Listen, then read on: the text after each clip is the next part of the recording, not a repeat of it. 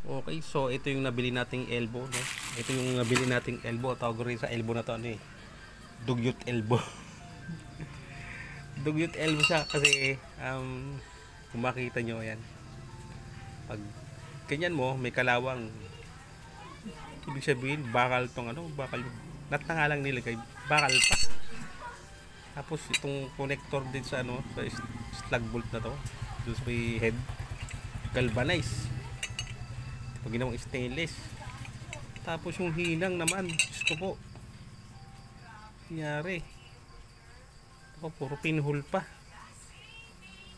Yan o, puro pinhole. Diyos ko po, ayun o, pinhole. Hindi kaya singaw to. Tapos sa loob, ayun. Agoy. Puro ano, puro matatalas na ano ba yan, mga pinagkatingan, mga berota. Ayan, ito din. Puro di. Stainless naman yung ano, stainless naman yung tubo. Kaso nga lang yung pagkakagawa, yung design maganda. Kaso yung pagkakagawa, Diyos ko po, ayan o. Pagkaka-welding, Diyos ko po. Yung mga ginandahan, malang bili mo ba, malang presyo nito, 1.6 tapos ganito. Ayun. Medyo na-grind ko na ng ano ito, ginagrind natin siya ng mounting stone. Yung mounting stone, dinugtungan ko ng ano, ng stainless na ano, na round bar. So, yan. So, gagawin natin, yung carbide natin, ay ka-carbide, i-mounting stone natin yan, yung mga naka-usli na yan. Kasi baka mamaya, mahigop ng ano yan, ng motor, pumunta sa head. Sus Marcel. So, let's do it.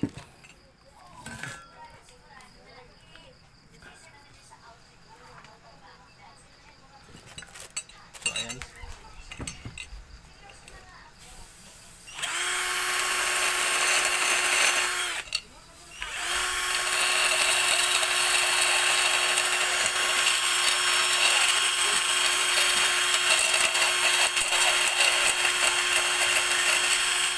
Parang malambot tong mounting stone ah.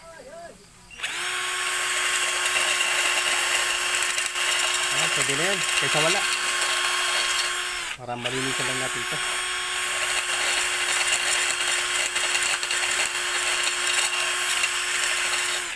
So pagkatapos natin dito, o dito rin sa kabila. Ayan.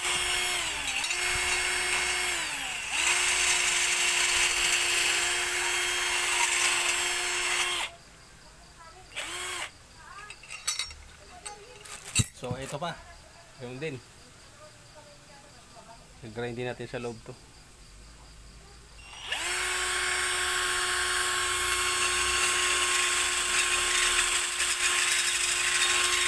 Para lumilit-lilit naman.